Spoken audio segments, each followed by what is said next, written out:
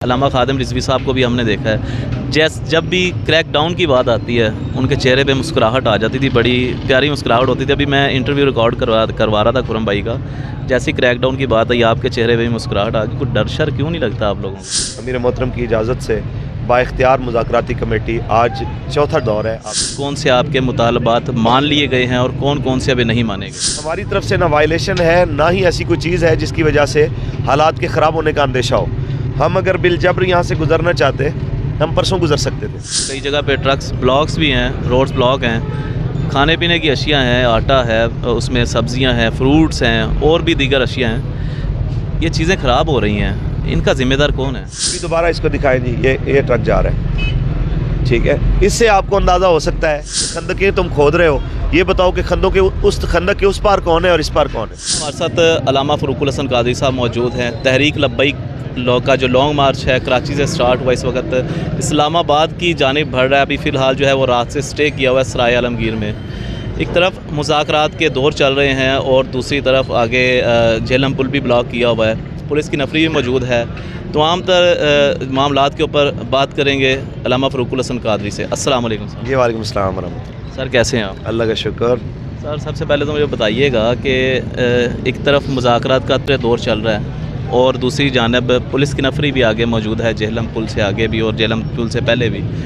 तो मामलात अभी कहाँ तक पहुँचे हैं? कौन कौन से आपके मुतालबात मान लिए गए हैं और कौन कौन से अभी नहीं माने गए? बिस्मिल्लाहिर्रहमानिर्रहीम। पहले तो आपका शुक्रिया, आप तशरीफ़ लाए हमारी बात सुनने, बल्कि हमारे साथ ही मुसलसल सफ़र में हैं। एक चीज़ की तो आप भी गवाह हैं, आपका कैमरा भी गवाह है कि कराची से यहाँ तक हमारी तरफ से कोई वायलेशन नहीं हुई। जी जी। हमारा मकसद वही है जिस मिशन के ऊपर या जिस हमारे मंशूर पे बाबा जी हमें खड़े करके गए थे, इस्लाम, पाकिस्तान और अवाम। हम इस्लाम के लिए निकले हैं, पाकिस्तान के लिए, और पाकिस्तान की गुर्बत में पिसती अवाम के लिए निकले। ये खंदकें, ये तमाम फोर्सेस, ये वो सब कुछ ये गवर्नमेंट की तरफ से है। लेकिन फिर मुज़ाकरात का जो है वो दौर शुरू हुआ और जिस तरीके कार से हमारे साथ राब्ते में आई गवर्नमेंट, तो हम अपनी तमाम मुज़ाकराती कमेटी को हमने उनसे मामलात से आगाह किया और अमीर मोहतरम की इजाज़त से बाइख्तियार मुज़ाकराती कमेटी आज चौथा दौर है। चौथा दौर उसको कह सकते हैं कि वो मुज़ाकरात का हो रहा है। तो उसमें काफ़ी सारी चीज़ों के ऊपर तो इत्तेफाक राय हो चुका है, लेकिन ये इत्तेफाक राय तब हतमी समझा जाएगा जब इस पर अमल दरामद होगा। बातें तो ये जुमला तो सबके लिए कॉमन होता है जी, हम भी आशिक रसूल हैं, हमारे दरमियान आपके दरमियान कोई फ़र्क नहीं। ये मीठी बात करने की हद तक तो सुभान अल्लाह बहुत अच्छा जुमला है, लेकिन आप कुछ करके दिखाएंगे तो उससे आपकी संजीदगी का अंदाज़ा होगा। तो जिस वक्त ये मुज़ाकरात का दौर शुरू हुआ, हमने चूँकि परसों ही यहाँ से पुल क्रॉस करना था, लेकिन सिर्फ इस बुनियाद पे कि पाकिस्तान को ये अंदाज़ा हो, घरों में बैठी अवाम को, कि हमारी तरफ से ना वायलेशन है, ना ही ऐसी कोई चीज़ है जिसकी वजह से हालात के ख़राब होने का अंदेशा हो। हम अगर बिलजब्र यहाँ से गुजरना चाहते हम परसों गुजर सकते थे। हम परसों भी नहीं गुजरे, कल भी हम आके यहाँ पे ठहर गए। हम चाहते आज भी गुजर सकते थे, लेकिन हमारी मुज़ाकराती कमेटी ने हमें कहा कि भाई हमारी ये राय है कि आप जब तक ये मुज़ाकरात किसी किनारे नहीं लगते तो आप यहीं पे बैठें। तो हम फिर यहीं पे बैठ गए।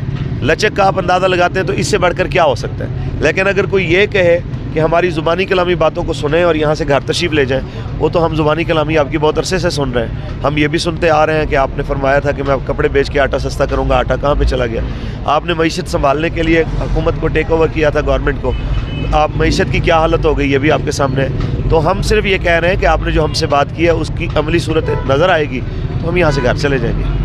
सर मुझे बताइएगा, अभी आप देख रहे हैं यहाँ से ट्रक गुजर भी रहे हैं, कई जगह पे ट्रक्स ब्लॉक्स भी हैं, रोड्स ब्लॉक हैं, खाने पीने की अशिया हैं, आटा है, उसमें सब्जियां हैं, फ्रूट्स हैं और भी दीगर अशिया हैं। ये चीज़ें ख़राब हो रही हैं, इनका ज़िम्मेदार कौन है?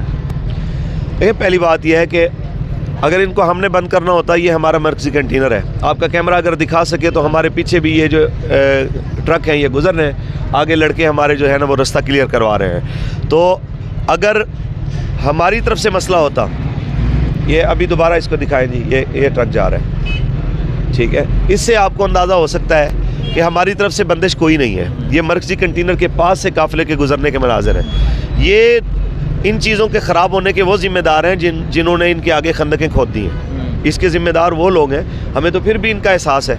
आगे गाड़ियाँ खड़ी हुई थी, हमने इनको ढाल नहीं बनाया कि हम कहते हैं कि चलो जी ये लोगों की गाड़ियाँ हैं, ये हम ढाल के तौर पे आगे खड़ी कर देते हैं अपनी गाड़ियाँ। हमने रात को भी गाड़ियाँ उनको इजाज़त दी है जो जाना चाह रहे थे, बल्कि हमने उनको फैसिलिटेट किया है। आगे वाले भी अगर पीछे से जाना चाह रहे हैं तो हम उनको भी फैसिलिटेट कर रहे हैं। तो इसकी 100% ज़िम्मेदार गवर्नमेंट है कि जिन लोगों ने रास्ते बंद किए हैं। हमारी तरफ से आवाम की आसानी के लिए हम निकले हैं, ना कि मुश्किलात के लिए निकले हैं। बल्कि अमीर साहब ने तो परसों बयान में ख़ुद फरमाया कि खंदकें तुम खोद रहे हो, ये बताओ कि खंदक के उस पार कौन है और इस पार कौन है। इधर भी नबी अलैहिस्सलाम का कलमा पढ़ने वाले हुजूर के आशिक हैं, उधर भी रसूलुल्लाह का कलमा पढ़ने वाले हुजूर के ऊपर ईमान लाने का दम भरने वाले हुजूर के ग़ुलाम हैं। आप मुझे बताएं कि ये खंदकें दरमियान में खुदवा के सिर्फ आप चंद दिन की अपनी हुकूमत के लिए कौम को किधर लेके जाना चाहते हैं? तो हमारी तरफ से ऐसा कुछ नहीं। इसकी जो भी कुछ नुकसान हो रहा है या खुदा न खास्ता के आगे होगा, इसकी ज़िम्मेदार 100% हुकूमत होगी। जाहिर है कि एक कलमे और इस्लाम के नाम पर इस मुल्क में अपनी शिनाख्त रखने वालों को आप आमने सामने खड़ा कर देंगे कि रस्ते से एक कौम, आप ही की कौम है यार, यहाँ से आपने कितने काफ़िले गुजरते देखे हैं। हम यहाँ मुसल्ला होके तो नहीं आए कि भाई अगर आप कहते हैं कि भाई इनके पास कोई असलहा है, कोई रॉकेट लॉन्चर लेके जा रहे हैं या ये रियासत को फ़तह करने के लिए जा रहे हैं, तो ऐसा मामला नहीं है। हम इस पूरे मुल्क के एक एक चप्पे को अपना मुल्क समझते हैं। तो हम ये कहते हैं कि हमारे साथ भी वही सलूक किया जाए जो बाकी सियासी जमातों के साथ होता है। सगी सौतेली और गुड और बैड वाला जो है ना तरीक़ेकार, इसको बंद किया जाए और नफ़रतों के बीच मत बोएं कि पहले ही नफ़रतों के बीच से आप बलूचिस्तान के हालात ख़राब कर चुके हैं, KPK के कर चुके हैं, और बाकी भी आप देख लें कई ऐसे एरियाज़ हैं जो इन रवैयों से मुतासर हैं। हम नहीं चाहते कि वही सिंध वाला, बलूचिस्तान वाला, KPK वाला जो है वो पंजाब में भी तरीक़ेकार अपनाया जाए। हम कहते हैं कि मेहरबानी कीजिए, अपनी बात के ऊपर जो है ना अपने गुरूर और अना को ढाल बनाकर इन तमाम चीज़ों को कुर्बान करना ये अक्लमंदी नहीं है। बैठ के फ़हम तफ़हीम से मामला हल किए जाए। सर मुझे आखिरी क्वेश्चन का जवाब दीजिएगा। अल्लामा खादिम रिजवी साहब को भी हमने देखा है, जब भी क्रैकडाउन की बात आती है उनके चेहरे पे मुस्कुराहट आ जाती थी, बड़ी प्यारी मुस्कुराहट होती थी। अभी मैं इंटरव्यू रिकॉर्ड करवा रहा था खुरम भाई का, जैसे ही क्रैकडाउन की बात आई आपके चेहरे पे भी मुस्कुराहट आ गई। कुछ डर शर क्यों नहीं लगता आप लोगों को? देखिए जी, वो हज़रत इमाम हुसैन अलैहिस्सलाम का एक जुमला था कि ये जिस्म अगर बना ही मौत के लिए है तो फिर शहादत से कम पे किसी बात पे राज़ी नहीं होना चाहिए। हम ये समझते हैं कि हम नबी अलैहिस्सलाम की इज़्ज़त के लिए, हुजूर की नामूस के लिए यहाँ पे निकले हैं, तो इससे बढ़कर कोई अच्छी चीज़ नहीं हो सकती कि आपकी जान इस्लाम के लिए, नबी अलैहिस्सलाम के निज़ाम के लिए कोशिश करते हुए चली जाए। इससे बढ़कर क्या बात हो सकती है? जिसने जो घर बैठा है उसने नहीं मरना, जो कह रहा है कि मेरा किसी जमात से कोई ताल्लुक़ नहीं है, मैं बिल्कुल पुरअमन कारोबारी बंदा हूँ, मरना उसने नहीं है। सब ने मरना है, तो बेहतर यही है कि बंदा हक़ के साथ खड़ा होकर जाए। बहुत शुक्रिया। हमारे साथ अल्लामा फ़रूकुल हसन कादरी साहब मौजूद थे। लॉन्ग मार्च के अभी क्या चौथा दौर उन्होंने कहा चल रहा है, और इस हवाले से मज़ीद अपडेट्स इंशाल्लाह जैसे जैसे आते रहेंगे आपको आगाह करते रहेंगे। अपने मेज़बान अमानुल्लाह कायम खानी को और अल्लामा फ़रूकुल हसन कादरी साहब को दीजिएगा इजाज़त। अल्लाह निगहबान।